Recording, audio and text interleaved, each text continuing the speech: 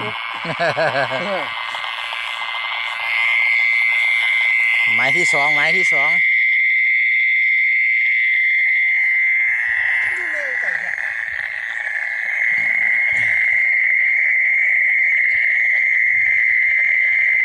ต้องใส่แบ็คไลท์ ว่าอยากนอนเว้ยเจอไม้สองเข้าไปนี่ง่วงนอนเลยว่ะเอามาติดไว้ฮะ หืม เอาเส้นบ่ เออ ไม่ติดนี่สวิตช์ด้วย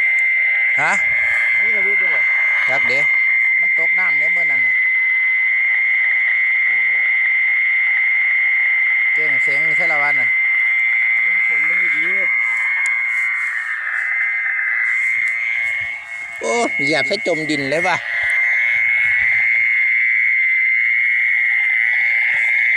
นี่ย้อนดิ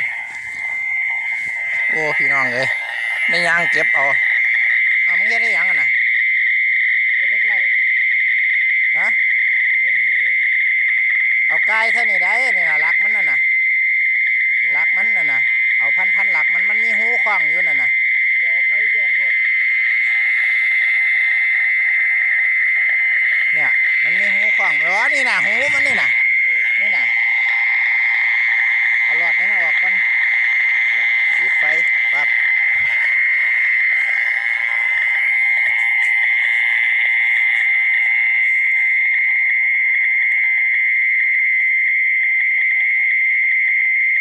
ปิดไฟอย่าเปิดไฟ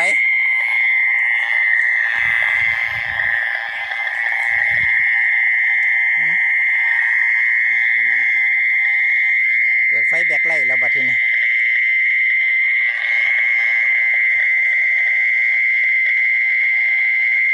อยู่ในสภาวะที่มืดมน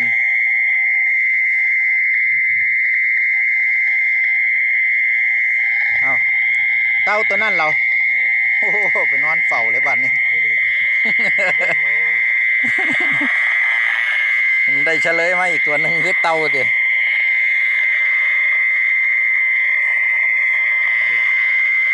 จะเปิดไฟไหมล่ะมันเห็นไฟมันแตกสั่นไปทั่วตัว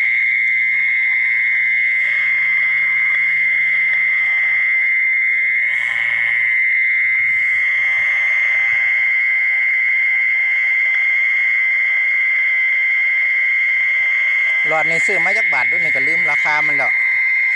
200 กว่าบาทนี่แหละหลอดเนี่ย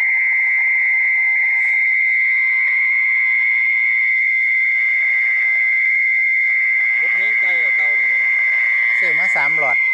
ห้าง2 หลอดเดี๋ยวหลอดสุดท้ายนี่แหละนี่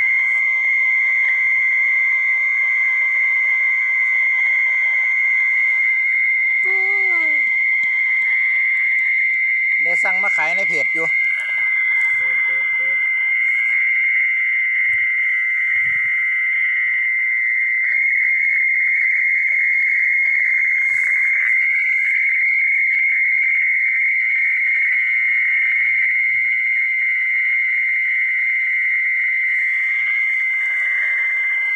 มาหรือยังบ่ก็ว่าเห็นเดี๋ยว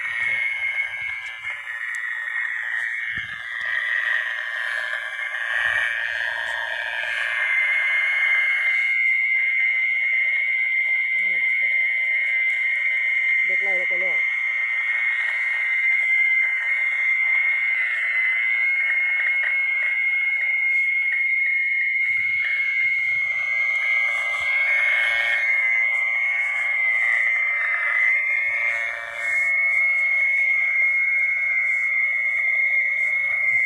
ไม้ที่2ใส่แบ็คไลท์ไม้แรกดิใส่แบ็คไลท์ก็ทรงคือเหรอเด้ล่ะมันเข่านั้นมันเข่าเห็บเย็นพร้อมนี่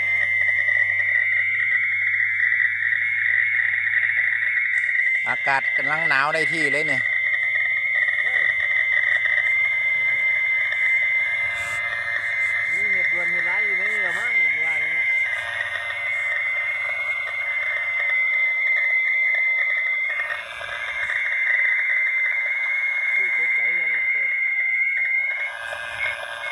ว่าแต่พวกอยู่ว่ามาบัดก็ยังตกใส่กระบาลนะ นกเรือข้าง บินต่ำมา เดี๋ยวนกข้างเท้ามันบินตกใจก็บิน ฮะมันบินใส่คนเดี๋ยวนี้ เดี๋ยวบินลงมาใต้ ปิดไฟใส่ก่อนจะเข้ามองนอนคิดเห็นแต่หน้างามไส้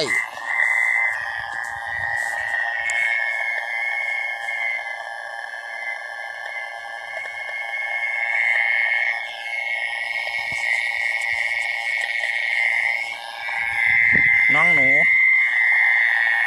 อากาศมันหนาวน้องหนูไม่ค่อยมา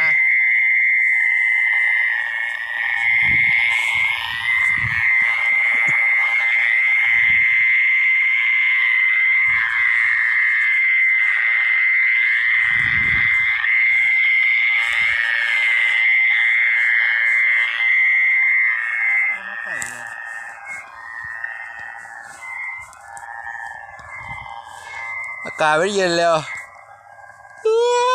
คนก็เริ่มง่วงเว้ย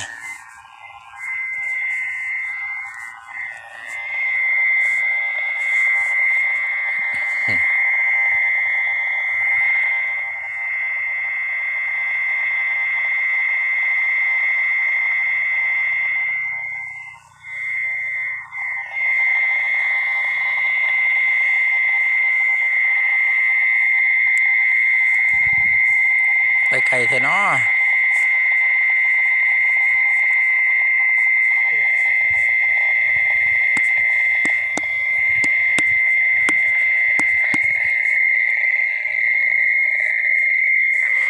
เป็นน้ำเอาถังมาเนี่ยบ่เหรอเป็นน้ำเอาถังมาเนี่ยบ่น่าจะเอาถุงพลาสติกมาเนาะถุงหูหิวอ่ะ นี่นั่นละ ค่อยสมราคามันว่ะ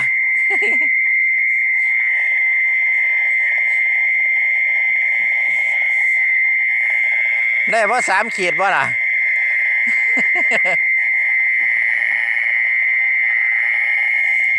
เอ้าพอหัวไงเนี่ยโอ้เถ่าแล้วเต่านี่ มันเลียนลงน้ำไปแล้วกำลังจะเลียนลงน้ำอีกนะ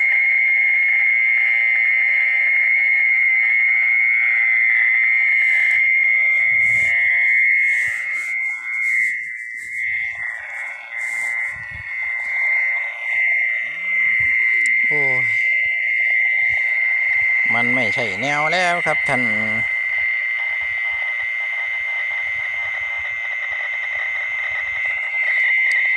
ตอนนี้ก็เวลา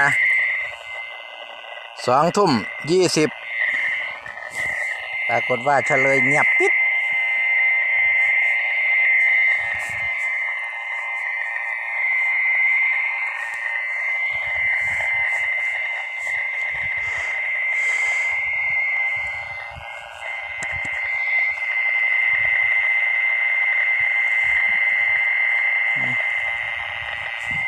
เก็บควางดีกว่าไว้บ่